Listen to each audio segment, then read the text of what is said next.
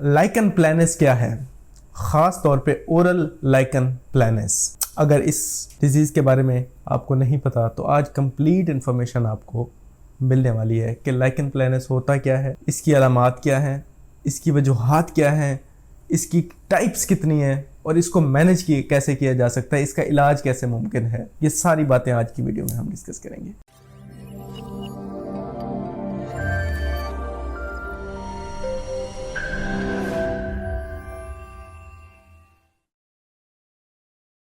मैं हूं डॉक्टर इनकलाब फरीद और आप देख रहे हैं मेरा डिजिटल चैनल। देखें, लाइकन प्लैनस एक बीमारी है जो कि मुंह के अंदर हमारी जो म्यूकस मेम्ब्रेन है उसकी बीमारी है ये, और मुंह के बाहर जिल्द की बीमारी है ये, स्किन की बीमारी है। अब स्किन की भी ये हो सकती है, आपके म्यूकस मेम्ब्रेन मुंह के अंदर है वहाँ भी हो सकती है, या जेनिटल्स के अंदर भी ये हो सकती है बीमारी, क्योंकि वहाँ पे भी आपकी म्यूकस है। अब आज का जो हमारा टॉपिक है वो स्पेसिफिकली हम सिर्फ ओरल लाइकन प्लैनस, मतलब मुंह के अंदर पाई जाने वाली लाइकन प्लैनस को ज़्यादा डिटेल में डिस्कस करेंगे, और बाकी जो टाइप्स हैं उनको सिर्फ हम टच करेंगे। अच्छा, अब लाइकन प्लैनस होती क्या है, पहले तो हम ये देख लें। देखें, ये एक इन्फ्लेमेटरी लीजन पैथोलॉजी और एक ऐसी बीमारी है जिसमें हमारे जो मुंह के अंदर जो म्यूकस मेम्ब्रेन है, जिसमें हमारा चीक आ जाता है, बक्कल म्यूकोजा आ जाता है, हमारे गम्स आ जाते हैं, हमारी ज़बान आ जाती है, हमारा तालू आ जाता है, हमारा लिप आ जाता है, लिप की अंदर वाली साइड, ये सारी जगह हैं जहाँ पे ये बीमारी हो सकती है। अब ये होती क्या है, ये एक अल्सर्स बनेंगे, आपको हो सकता है कोई रेड कलर के बने, वो वाइट कलर के बने, और इस तरह बने कि वो आपको साफ ज़ाहिर आप स्पाइसी फूड नहीं ले पाएंगे, आपको जलन होगी, आपको पेन होगा, आपको ब्लड आएगा मुंह के अंदर से, और ये पूरे मुंह के अंदर जो है ना आपकी अल्सरेशन फैल जाएगी। ये जो बीमारी है, ये मैंने छोटा सा आपको ओवरव्यू दिया है कि ये होती क्या है। अब आगे हम इसकी अलामात में मजीद जब जाएंगे तो डिटेल से इसको डिस्कस करेंगे कि इसकी अलामात क्या क्या है। पहले हम इसकी वजूहात को डिस्कस कर लेते हैं कि इसकी वजूहात क्या है, किन किन वजूहात की वजह से किन किन प्रॉब्लम्स हैं या क्या क्या सिचुएशंस हैं जिनकी वजह से ये बीमारी होती है। अब ये जानना क्यों ज़रूरी है? वजूहात का जानना इसलिए बहुत ज़रूरी है कि अगर हमें वजूहात का नहीं पता होगा तो हम जब मैनेजमेंट की तरफ जाएंगे, डिजीज़ के ट्रीटमेंट की तरफ जाएंगे, तो हमें आइडिया नहीं होगा कि ट्रीटमेंट किस तरह से करें हम, क्योंकि जो वजह होगी, जिस वजह से ये प्रॉब्लम अराइज हो रही है, उस वजह को ट्रीट करना सबसे पहले बहुत ज़रूरी होगा। इसलिए वजूहात का जानना बहुत ज़रूरी है। अगर ये आपको है या आपके किसी रिलेटिव को है, फ्रेंड को है, फैमिली में किसी को है, तो इसलिए वजूहात का जानना बहुत ज़रूरी है कि आपके केस में किस वजह से ये बीमारी हो रही है। तो सबसे पहले जो मेन जो वजह हो सकती है जिसकी वजह से लाइकन प्लैनस आपको हो सकती है वो है कि डेंटल मटेरियल, आपके मुंह के अंदर कोई डेंटिस्ट ने कोई फिलिंग की है, कोई क्राउन लगाया है, कोई दांत लगाया है और कोई डेंचर लगाया है, या किसी किस्म का कोई ऐसा कोई मटेरियल प्लेस किया है आपके मुंह के अंदर जिससे इरिटेट हुआ है आपके गम्स, आपके चीक्स या आपकी पूरी बॉडी। अब फिलिंग्स की बात करें तो फिलिंग्स में आपके जो सिल्वर अमलगम फिलिंग है, जो मेटालिक फिलिंग होती है, या इवन के कंपोजिट फिलिंग है, वो डिपेंड करता है, हर बंदे की अपनी एलर्जिक रिएक्शन हो सकता है किसी भी फिलिंग से। और इसके अलावा कोबाल्ट, क्रोमियम, पैलेडियम या गोल्ड, किसी भी चीज़ का कोई फिलिंग हुई भी है या क्राउन लगा हुआ है तो उसकी वजह से ये हो सकता है। इसके अलावा आपको डेंचर अगर लगा हुआ है तो डेंचर इरिटेट कर रहा है या इरिटेशन पैदा कर रहा है, उसकी वजह से भी आपको ये अराइज हो सकती है ये प्रॉब्लम। दूसरे नंबर पे है ड्रग्स। कुछ ऐसी ड्रग्स हैं जिनकी वजह से ये लाइकन प्लैनस आपको रिएक्शनरी तौर पे हो सकता है, जिनमें एस इनहिबिटर्स हैं, एनसिड्स हैं, पेन किलर्स, जिनको हम बड़ा ओवर द काउंटर हम लेते हैं पेन किलर्स, उनकी वजह से भी आपको लाइकन प्लैनस हो सकता है ज़्यादा लेने की वजह से। इसके अलावा कुछ और मेडिकेशंस हैं जिनकी वजह से, एंटी डिप्रेसेंट्स हैं, उनकी वजह से आपको लाइकन प्लैनस हो सकता है। इसके अलावा इन्फेक्शंस, कुछ इन्फेक्शंस हैं जिनमें बैक्टीरियल इन्फेक्शंस हैं, वायरल इन्फेक्शंस हैं। बैक्टीरिया में एच पाइलोराई जो आपके स्टोमक का इन्फेक्शन है उसकी वजह से आपको लाइकन प्लैनस हो सकता है। एब्स्टन बार वायरस एक वायरस है, उसकी वजह से भी आपको लाइकन प्लैनस जो है वो ट्रिगर हो सकता है।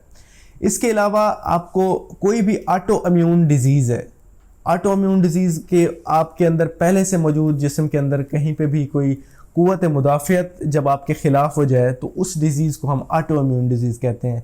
उसकी काफ़ी सारी डिजीज़ हैं, अल्सरेटिव कोलाइटिस है, आपको प्राइमरी बिलियरी सिरोसिस है, आपको एक्यूट लिवर डिजीज़ है, कोई इस तरह से मस्तीनिया ग्रेविस है, इस तरह की काफ़ी सारी डिजीज़ेज़ हैं। वो अगर उनमें से कोई भी डिजीज़ आपको ऑलरेडी है तो उस डिजीज़ की वजह से ट्रिगर होकर आपको लाइकन प्लैनस हो सकता है, या ये डिजीज़ आपको इनिशियल साइन दे सकती है कि अगर आपको लाइकन प्लैनस हो रहा है तो आप सस्पेक्ट कर सकते हैं कि आपको कोई इस तरह की ऑटोइम्यून डिजीज़ ऑलरेडी एग्जिस्ट आपकी बॉडी में कर रही है जिसकी वजह से ये लाइकन प्लैनस हो रहा है, तो वो भी रूल आउट करना बहुत ज़रूरी होगा। इसके अलावा बाउल डिजीज़ है जिसमें अल्सरेटिव कोलाइटिस है, आपके स्टोमक में कोई इशू है, डिजीज़ है आपकी, उसकी वजह से भी आपकी लाइकन प्लैनस ट्रिगर हो सकता है।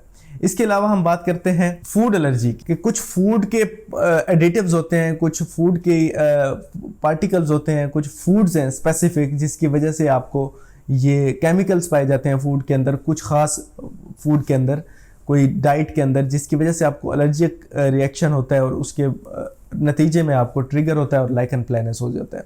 तो ये भी पॉसिबिलिटी होती है। इसके अलावा आपको स्ट्रेस, अब स्ट्रेस जो है एंग्जाइटी, साइकोलॉजिकल इशू, कोई ट्रॉमा या इस तरह की चीज़ अगर आपकी ज़िंदगी में गुजर रही है तो उसकी वजह से भी स्ट्रेस ट्रिगर होकर आपको लाइकन प्लैनस हो सकता है। इसके अलावा डायबिटीज़ बज़ाते खुद एक डिजीज़ है। अब डायबिटीज़ अगर आपको है, साथ हाइपरटेंशन भी आपको है, तो इन दोनों डिजीज़ की वजह से भी आपको लाइकन प्लैनस हो सकता है। आपको कोई मैलिग्नेंसी है, कोई ब्रेस्ट कार्सिनोमा है या किसी भी किस्म का कोई और कैंसर है आपकी बॉडी में, उसकी वजह से भी लाइकन प्लैनस हो सकता है कि आपको वो शायद ब्रेस्ट कैंसर का या किसी भी कैंसर का आपको आइडिया भी ना हो और उसकी वजह से आपको लाइकन प्लैनस हो रहा हो। तो ये एक इनिशियल साइन होता है कि जिसको देखते हुए हम ये सस्पेक्ट किया जा सकता है कि आपको मैलिग्नेंसी भी कहीं पे बॉडी के अंदर हो सकती है। इसके अलावा कुछ और ख़ास वजूहात होती हैं, काफ़ी सारी और डिजीज़ेज़ हैं जिनमें ये हो सकता है। कुछ सिंड्रोम्स हैं, टर्नर सिंड्रोम हो गया, इस तरह के कुछ और सिंड्रोम्स हैं जिनमें ये लाइकन प्लैनस ट्रिगर हो सकता है या पॉसिबिलिटी होती है कि वहाँ लाइकन प्लैनस भी हो जाए। जब लाइकन प्लैनस के साथ या आप जब मुंह के अंदर छाले हो रहे हैं या इस तरह की कोई सिचुएशन हो रही है, आप लाइकन प्लैनस डायग्नोज होता है तो हो सकता है आपकी बॉडी के अंदर और ये सारी चीज़ें भी हो रही हों। तो ये कुछ वजूहात हमने शेयर की। अब हम आ जाते हैं कि अब इसकी जो क्लिनिकल फीचर्स हैं, कुछ अलामात जिनको हम कहते हैं, वो कौन से हैं कि अब अगर डॉक्टर के पास आए हैं तो हमें कैसे पता चलेगा कि आपको लाइकन प्लैनस है, या हम क्या क्या चीज़ें देखेंगे। देखें, सबसे पहले तो ये जो लाइकन प्लैनस है ये लोकल डिजीज़ नहीं है, ये एक सिस्टेमिक डिजीज़ है। सिस्टेमिक ये कि जिसमें आपकी पूरी बॉडी का एक रिएक्शन होता है जिसके नतीजे में मुंह के अंदर आपके ये डिजीज़ जो है ना मैनिफेस्ट करती है। अब ये ऐसा नहीं है कि लोकल कहीं पे, लोकल ये क्या है, लोकल इसको कहते हैं कि अब ये है मैं कोई भी चीज़ यहाँ पे लगा रहा हूँ और यहाँ पे लगाने की वजह से, टच करने की वजह से, इरिटेशन की वजह से यहाँ पे कोई छाला बन जाए या कोई प्रॉब्लम शुरू हो जाए तो इसको लोकल डिजीज़, पूरी बॉडी को कोई नहीं पता कि यहाँ क्या हो रहा है और वो ये लोकल इशू है जो काज कर रहा है। अब अगर इस लोकल प्रॉब्लम को हम निकाल देंगे, ये इरिटेशन ख़त्म कर देंगे तो ये खुद ब खुद हील हो जाएगा। इस प्रॉब्लम को हम कहते हैं लोकल। लेकिन ये जो लाइकन प्लैनस है ये सिस्टेमिक है। सिस्टेमिक ये है कि आपकी बॉडी के अंदर इम्यून सिस्टम ने जेनेटिक लेवल पे कोई म्यूटेशन हुई है या आपके इम्यून सिस्टम ने ये डिसाइड कर लिया है कि अब हमने इसकी जो म्यूकस मेम्ब्रेन है इसके अगेंस्ट चले जाना है। तो अब बॉडी के अंदर कहीं पे भी आपकी म्यूकस मेम्ब्रेन होगी तो वो सिस्टेमिक पूरी बॉडी में आपका रिस्पॉन्स आएगा और उसको ख़त्म करने के लिए हमें आपके इम्यून सिस्टम को ठीक करना होगा। तो इसलिए ये जानना बहुत ज़रूरी है। तो अब जब भी कोई डिजीज़ सिस्टेमिक हो या पूरी बॉडी इन्वॉल्व हो तो वो डिजीज़ किसी एक ख़ास पॉइंट पे नहीं होती, वो पूरी ओवरऑल जनरलाइज होती है। जैसे कि अगर चीक है तो चीक पे अगर आपके लाइकन प्लैनस हो रही है तो एक साइड पे नहीं होगा, दोनों चीक्स पे, दोनों साइडों पे उसकी इन्वॉल्वमेंट होगी। ज़बान है, टंग है तो पूरी इन्वॉल्व होगी, लिप है तो पूरा इन्वॉल्व होगा, पैलेट है तो पूरा इन्वॉल्व होगा, क्योंकि सिस्टेमिक डिजीज़ कंप्लीटली इन्वॉल्व करती है, उस पूरे रीजन को इन्वॉल्व करती है। तो इसलिए ये हमेशा जब भी होगी लाइकन प्लैनस तो ये बायलैटरल होगी, दोनों साइडों पे होगी और ये सिमेट्रिक होगी, मतलब दोनों साइडों पे इसकी सिमेट्री होगी। तो और शुरू में इनिशियली ये पेन लेस होगी, आपको ब्लड भी आएगा, आपको हो सकता है अल्सर्स भी बने, लेकिन वो पेन लेस होंगे। लेकिन बाद में जब ब्लीडिंग ज़्यादा होगी, अल्सरेशन ज़्यादा होगी, आप कुछ मिर्चों वाला खाएंगे या कुछ इस तरह से स्पाइसी चीज़ कोई भी इनटेक करेंगे तो उसके नतीजे में आपको पेन ज़्यादा ट्रिगर होगा।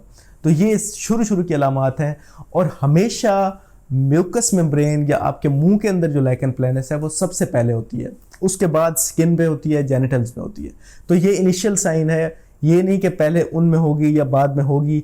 लेकिन पहले इधर होगी, पहले मुंह के अंदर सिम्टम आएगी, उसके बाद फिर वो बाकी बॉडी में भी आपके लीजन्स बन सकती हैं, स्किन की लीजन्स भी बन सकती हैं, तो ये स्किन को भी इन्वॉल्व बाद में करेगी। सबसे पहले इनिशियल इन्वॉल्वमेंट इसकी आपके मुंह के अंदर होती है, आपके म्यूकस मेम्ब्रेन के अंदर होती है। ये कुछ अलामात हमने शेयर की कि जिनकी वजह से हम डायग्नोस कर लेते हैं या सस्पेक्ट करते हैं कि लाइकन प्लैनस हो सकता है आपको।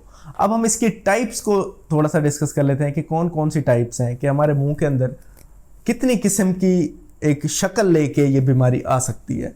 तो पहले आप देखें कि ये रेटिकुलर टाइप की ये हो सकती है, जो कि मोस्ट कॉमन है, ज़्यादातर पाई जाती है। इसमें विकम स्ट्राइप बनते हैं जिसको वाइट लाइंस कहते हैं, वो वाइट लाइंस बन सकती हैं। इसके अलावा रेड लाइंस बन सकती हैं। एक स्ट्राई टाइप रेटिकुलर पैटर्न बनता है जिसको रेटिकुलर टाइप कहते हैं, और ये आप देख रहे हैं। इसके अलावा दूसरी टाइप होती है एरुसिव। एरुसिव ये है कि वो एपिथेलियल लाइनिंग रिमूव हो जाती है कहीं किसी किसी जगह से, तो इरोजन्स आपको नज़र आती हैं, गली सड़ी हुई नज़र आती है आपको म्यूकस मेम्ब्रेन, और उसके नतीजे में कहीं कहीं पे वो जहाँ पे आपकी म्यूकस मेम्ब्रेन गलेगी या वहाँ से इरूड होगी तो वहाँ वो एरिया हमें रेड नज़र आएगा। तो इसको हम एरोसिव कहते हैं, जो आपको नज़र आ रहा है। और एक टाइप है जिसको हम कहते हैं कि ये एट्रोफिक टाइप है। एट्रोफिक ये कि वो एरिया जो है वो बिल्कुल ख़त्म हो जाता है। एट्रोफी कहते हैं किसी चीज़ का रिमूव हो जाना, बिल्कुल ही ख़त्म हो जाना उस जगह से, तो या छोटा हो जाना या कम हो जाना या ख़त्म हो जाना। तो एट्रोफिक आपको नज़र आ रहा है कि एट्रोफिक लीजन किस तरह से नज़र आ, एट्रोफिक हो सकती है। इसके अलावा बुलस हो सकती है कि आपके वेजिकल्स बनेंगे, फिर वो फट जाएंगे, फिर वहाँ से ब्लीडिंग हो सकती है।